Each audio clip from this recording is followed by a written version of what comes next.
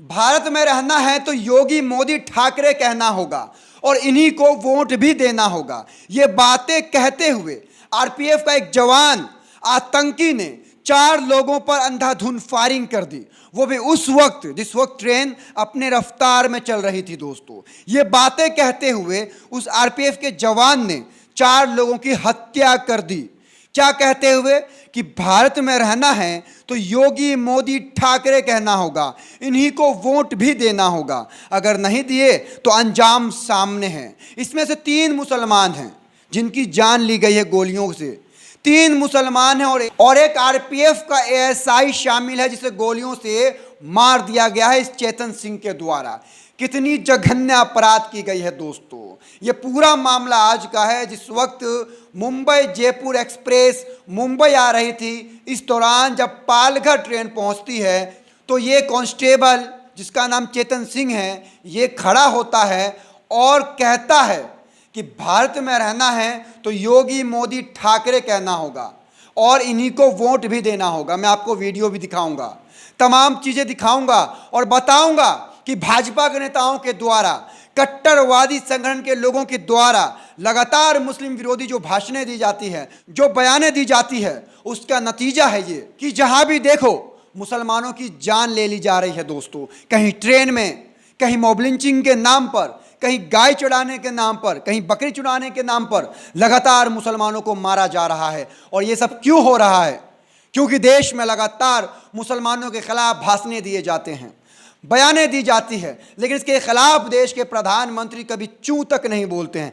कितनी घटनाएं बताऊं कि निर्दोष मुसलमानों को मारकर मौत के घाट उतार दिया गया। और अब ये नया मामला है दोस्तों, हाल ही का मामला है जिसमें 3 मुसलमानों को चुन चुन के मारा गया है।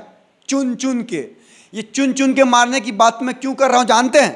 क्योंकि अब तमाम लोग इस चेतन सिंह को बचाने के लिए कहेंगे कि भाई इसकी दिमागी हालत ठीक नहीं थी, ये फ्रस्ट्रेशन में था, ये दिमागी तनाव में था, जिस वजह से इसने गोली चला दी। अब ये कहा जाएगा, इसे बचाया जाएगा, लेकिन सबसे बड़ी बात कि अगर ये तनाव में था, अगर इसकी दिमागी हालत ठीक नहीं थी, तो ये 3 बोगियों में जाकर 3 मुसलमानों को गोलियां मारता है। बताइए, 3 बोगी ट्रेन के 3 बोगियों में जाता है और सिर्फ मुसलमानों को ही गोली मारता है। ये बहुत बड़ी साजिश है।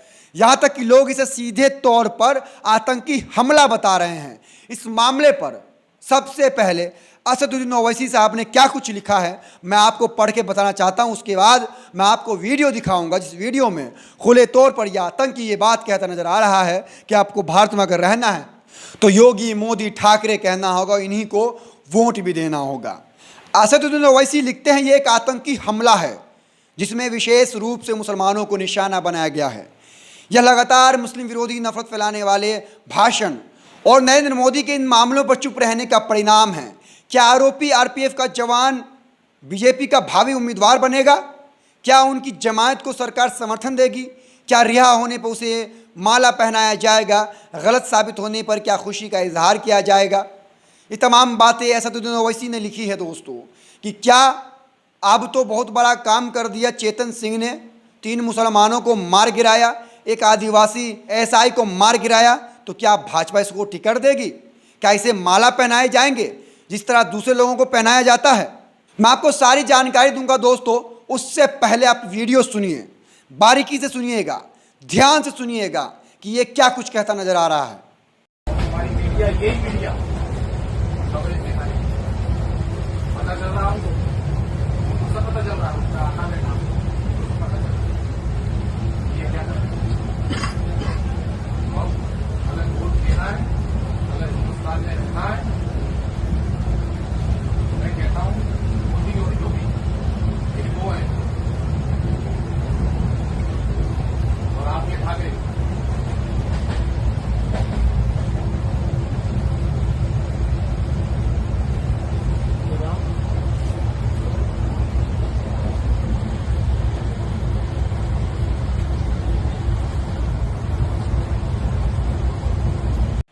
ये जो घटना हुई है दोस्तों, इसमें देश के मीडिया का सीधे तौर पर हाथ है। जिस तरह लगातार देश की मेन स्ट्रीम मीडिया मुसलमानों के खिलाफ नफरतें बांटती है, उसका भी एक परिणाम है कि दिन रात लगातार मुसलमानों को टारगेट करना और मुसलमानों के खिलाफ नफरतें बांटना, और ऐसे में लोगों के दिमाग में किस तरह से जहर भरा गया है, ये आप किसी से भी छिपा हुआ नहीं रहा है दोस्तों। और अब मीडिया ने अपना काम भी शुरू कर दिया है। मीडिया ने चेतन सिंह को, ये आरपीएफ के कांस्टेबल को दिमागी बीमार बताना शुरू कर दिया है। इससे पहले मनोज झा, जो कि आरजेडी के बड़े नेता हैं, उन्होंने लिखा था चेतन सिंह नाम के आरपीएफ जवान ने जयपुर मुंबई ट्रेन में 4 लोगों को मौत के घाट उतार दिया। मृतकों में 3 मुस्लिम और 1 आदिवासी समुदाय के साथी हैं।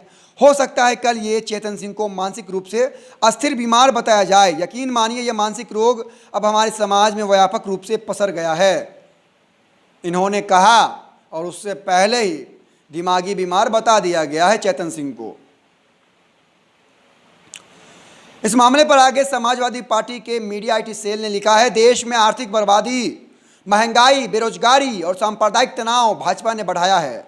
भाजपा नेताओं के नफरती भाषणों का परिणाम यह है कि एक आरपीएफ कांस्टेबल ने जयपुर एक्सप्रेस में 4 लोगों को यह कहकर गोली मार दिया कि भारत में रहना है तो योगी मोदी कहना है और उन्हें ही वोट करना पड़ेगा। ये किस प्रकार का देश बना दिया है भाजपा ने। देश के युवाओं को रोजगार और उज्जवल भविष्य देने के बजाय बर्बाद कर रही है भाजपा। येन क्रेन प्राकरेन सत्ता हथियाना ही भाजपा का एकमात्र उद्देश्य बनकर रह गया है। भयावह, शर्मनाक और जंगल राज भाजपा के दौर में। मैं आपको आज तक एक छोटी सी रिपोर्ट पढ़ के बताता हूं और बताता हूं किस तरह से इसे दिमागी बीमार बताया जा रहा है। लेकिन दिमागी बीमार के पास इतना अक्ल था कि ये 3 बोगियों में घूम घूम कर सिर्फ मुसलमानों को ही टारगेट करता है और एक अपने सीनियर आदिवासी समुदाय के एसआई को टारगेट करता है और किसी को टारगेट नहीं करता है दोस्तों। आज तक ने लिखा है कि चलती ट्रेन में कैसे हुआ मौत का तांडव, कांस्टेबल ने क्यों मारा 4 लोगों को। पालघर रेलवे स्टेशन से निकलने के बाद चेतन ने चलती ट्रेन में फायरिंग शुरू कर दी। उसने सबसे पहले एसआई को गोली मारी, इसके बाद 3 यात्रियों पर फायरिंग की। इसके बाद वह चैन पुलिंग करके ट्रेन से कूद गया। हालांकि उसे आरपीएफ के जवानों ने गिरफ्तार कर लिया। ये भाजपा का नया भारत है, जिस भारत में सिर्फ मुसलमानों को ढूंढ ढूंढ कर मारा जा रहा है।